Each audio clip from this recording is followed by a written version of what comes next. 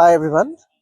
আজকের টপিকটা হচ্ছে যে অনেক বাংলাদেশী আছে যারা এদেশে অনেক বছর ধরে আছেন এবং they are feeling that they should stay in Canada for few more years and then they want to go back to Bangladesh এবং তাদের রিটায়ারমেন্ট লাইফটা বাংলাদেশে কাটাতে চায়।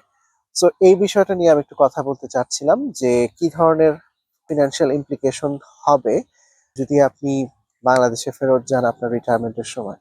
প্রথমত হচ্ছে যে কানাডাতে যদি আপনার অ্যাসেট থাকে, ধরেন আপনার যদি টিএফএসএ বা আরআরএসপি অথবা আপনার যদি কোম্পানি পেনশন প্ল্যান থাকে অথবা সিপিপি ওল্ড এজ সিকিউরিটি, এই ধরনের অ্যাসেট আপনার থাকে, প্লাস আপনার যদি কোনো রেন্টাল প্রপার্টি থাকে, so how those things are taxed in Canada when you are not resident of Canada.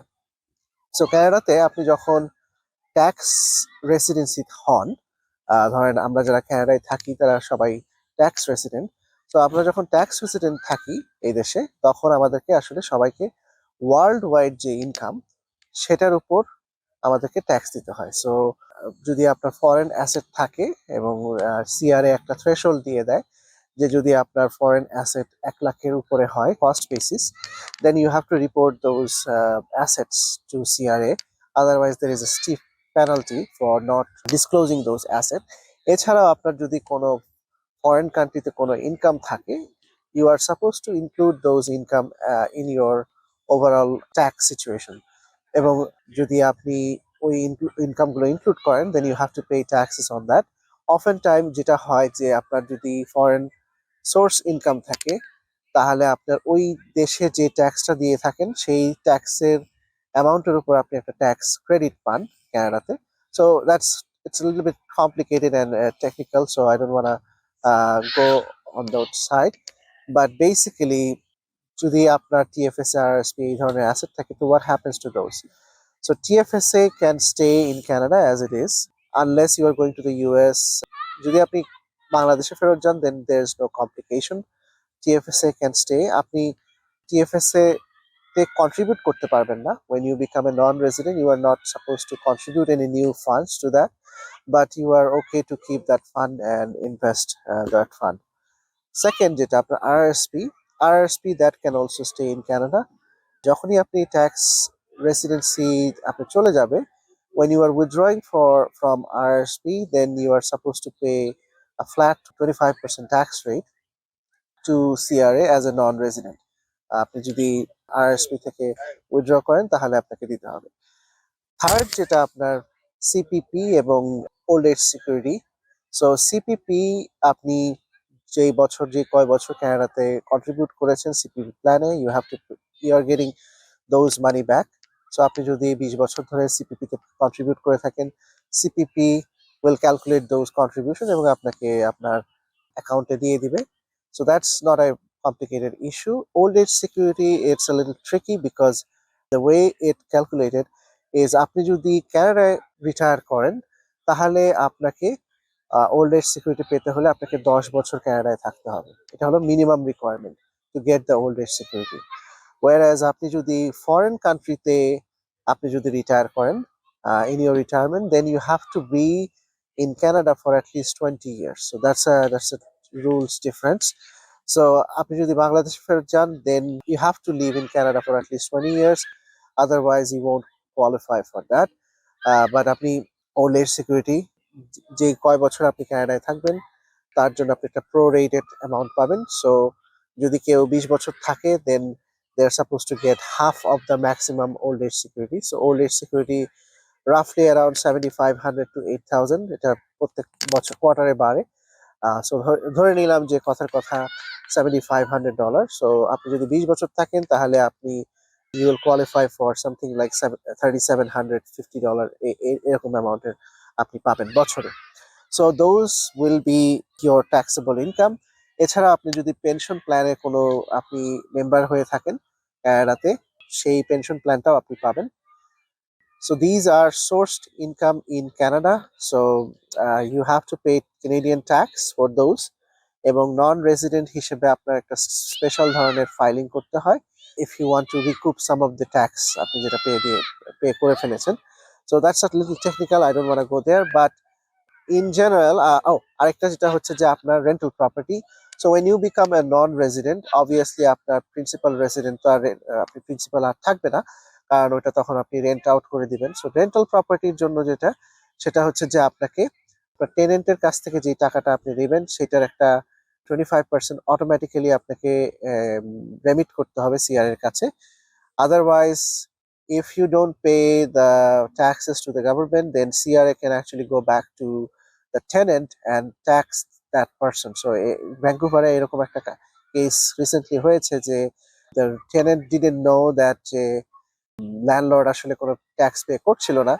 So CRA what they did was they went back to the tenant এবং তাদেরকে এই ট্যাক্সটা impose করে because they failed to remit the money to CRA tenant এক্ষেত্রে।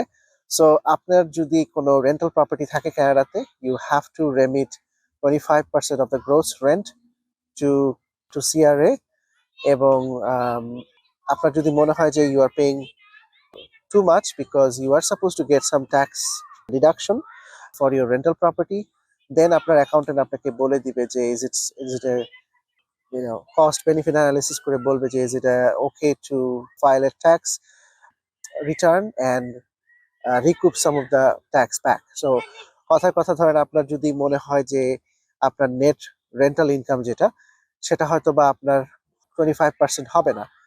So সেক্ষেত্রে আপনি হয়তো বা tax return file করে আপনি অ্যাপ্রোপ্রিয়েট যে ডিডাকশন গুলো আছে সেগুলো ক্লেম করার পরে হয়তো বা আপনাকে আর কোনো ট্যাক্সই দিতে হচ্ছে না।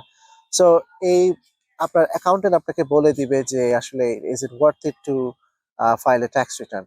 কানাডাতে যেটা হয় যে কানাডাতে যেহেতু আমাদের প্রত্যেকটা রেন্টাল প্রপার্টিতে অত বেশি প্রফিটেবল না, so it makes sense to file tax return to get some tax back. So each case is different.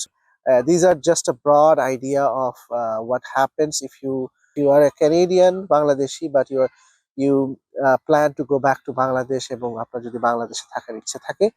So all the money, for example CPP, old age security, এই ধরনের যে পেমেন্ট গুলো আছে আপনি আপনার ক্যানাডিয়ান ব্যাংকে receive করতে পারেন এবং then you can transfer it to your Bangladeshi bank account, so to fund your lifestyle in Bangladesh.